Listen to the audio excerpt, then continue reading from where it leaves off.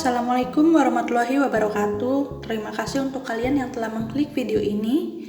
Di video kali ini, aku masih membahas bayi-bayi yang tertukar dan dipertemukan lagi di kemudian hari. Kisah ini sangat dramatis dan menggayat hati. Tidak terbayang terpukulnya mereka mengetahui fakta yang sebenarnya. Karena setelah mengetahui hal tersebut, hidup mereka tidak seperti dulu lagi. Nah, gimana nih teman-teman kisah lengkapnya? Tonton video ini sampai selesai ya. Tapi seperti biasa nih, sebelum kita lanjut ke pembahasannya, tolong bantu aku untuk klik tombol subscribe-nya dulu ya, biar aku semakin semangat bikin videonya. Dan jangan lupa juga untuk klik tombol loncengnya, biar kalian gak ketinggalan kalau aku upload video terbaru lainnya. Aku tungguin ya.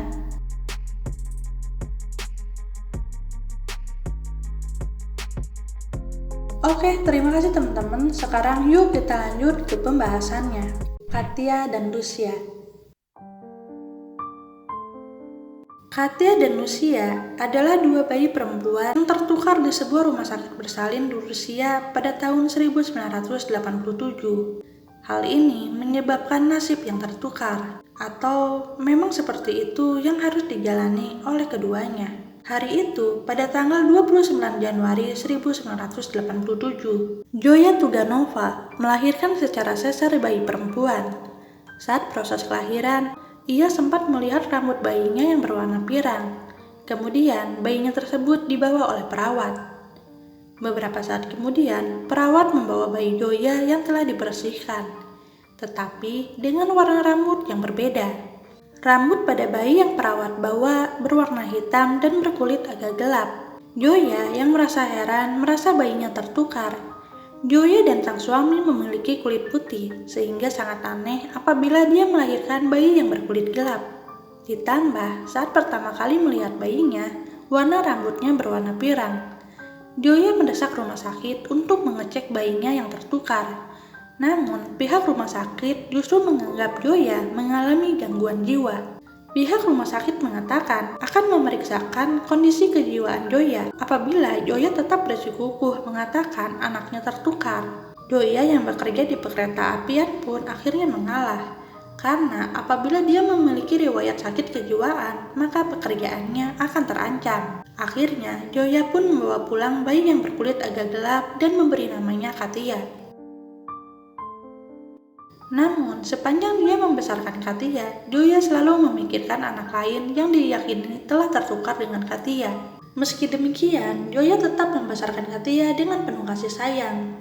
Hingga usianya 69 tahun, tampaknya Zoya masih belum bisa melupakan anak yang diyakini telah hilang. Katia yang melihat penderitaan ibunya berusaha mencari pembenaran atas perasaan sang ibu. Mereka pun memutuskan untuk melakukan tes DNA.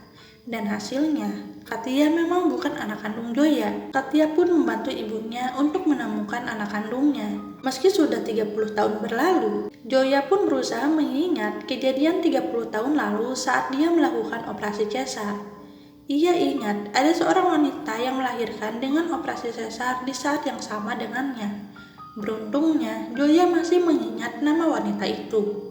Dia adalah Elvira Tuligenova. Akhirnya, penantian dan doa Zoya pun terjawab. Ia berhasil menemukan putri kandungnya. Putri kandungnya diberi nama Lucia Tuligenova. Nah, sebelum lanjut ke pertemuan mereka, aku mau menceritakan dulu kisah Lucia ya. Jadi, setelah kelahirannya pada tanggal 29 Januari 1987, Elvira pun membawa pulang Lucia. Ia pun merasa heran anaknya berkulit putih. Karena Elvira dan suaminya memiliki ras yang berkulit agak gelap. Omongan tetangga pun rupanya mengganggu suami Elvira. Dia dicemooh telah merawat anak orang lain. Suami Elvira pun menjadi geram. Saat itu, ia tidak memiliki pemikiran kalau mungkin bayi mereka telah tertukar. Ia malah menuding Elvira telah berselingkuh di belakangnya. Mendapat tekanan-tekanan dari para tetangga. Suami Elvira pun berubah menjadi sangat kasar dan sering mabuk-mabukan. Dia selalu memukuli Elvira. Sampai suatu ketika, ia mendapat rumor kalau selingkuhan Elvira adalah tetangga di desanya. Dengan amarah yang sangat besar, suami Elvira pun mendatangi tetangganya tersebut, lantas membunuhnya. Suami Elvira pun harus masuk ke penjara karena perbuatannya. Sementara Elvira yang merasa tertekan dengan kejadian tersebut, jatuh sakit dan akhirnya meninggal dunia. Akibatnya, Lucia dimasukkan ke panti asuhan. Sebetulnya bukan hanya Lucia yang masuk ke panti asuhan, ada 2 saudara lainnya, karena Elvira memiliki 2 anak lain selain Lucia. Kehidupan Lucia pun tidak seberuntung Katia yang dibesarkan penuh kasih sayang dan mendapatkan pendidikan tinggi. Lucia pun telah menikah dan memiliki 3 anak. Suaminya bekerja serabutan untuk mencukupi kebutuhan mereka. Saat Joya bertemu putri kandungnya, ia pun tidak bisa menahan rasa harunya. Ia segera menyadari bahwa wajah Lucia memang mirip dengannya. Joya pun merasa sangat menyesal, Lucia harus mengalami kehidupan yang buruk. Joya pun menuntut ganti rugi pada pihak rumah sakit atas penderitaan yang mereka alami. Joya berharap pihak rumah sakit yang terlibat di proses kelahiran Katia dan Lucia diberi hukuman atas perbuatan mereka. Kini, Joya pun ingin menghabiskan sisa hidupnya dengan Lucia dan Katia serta cucu-cucunya.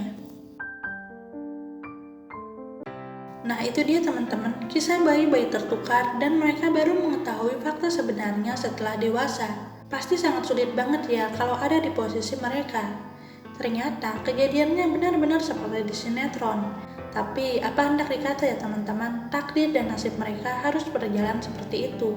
Kita doakan mereka bisa bahagia dan jadi pelajaran juga buat kita semua untuk berhati-hati saat melahirkan di rumah sakit, karena pihak rumah sakit pun bisa melakukan kesalahan yang fatal. Terima kasih untuk kalian yang telah menonton video ini sampai selesai. Jangan lupa untuk klik tombol like dan share-nya kalau kalian suka dengan video ini. Assalamualaikum warahmatullahi wabarakatuh.